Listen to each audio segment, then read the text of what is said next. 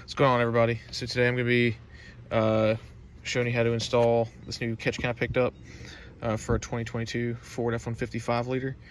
So it's a UPR Products catch can, and it comes with the mount already attached to it. Then you get 2 new PCV hoses, and then just some hardware.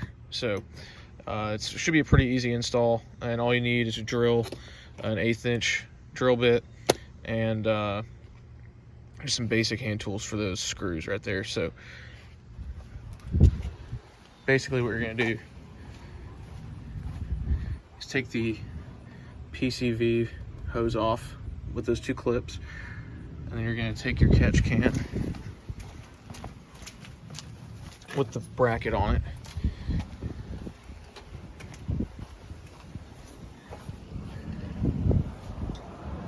take that clip out of the battery tray, and then put this like this right here. Put 1 screw in through where that clip was, drill an 1/8 inch hole where the other hole is, and then screw this on. And then you're going to take your 2 hoses, and one comes off the valve cover here into the catch can, and then the other hose will come out here and then go into where your intake manifold is.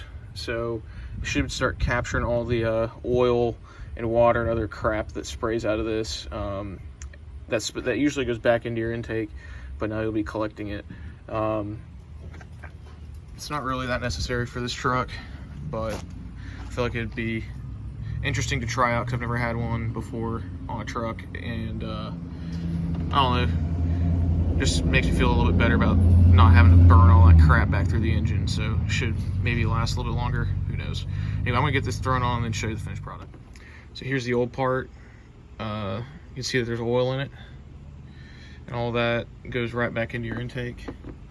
And here's the new one, all installed here. Got it routed in. I may mess around with the way that this one is routed. I don't like how it kind of goes right next to the battery. Probably that's not a problem, but it comes with these nice clips. This is pretty easy. All you got to do is just take your finger and open that, and it pops right off. I did make one mistake. So when I drilled this hole initially, I didn't check if I could get the nut on the back of it up onto it. So I drilled it too far or too close to the battery.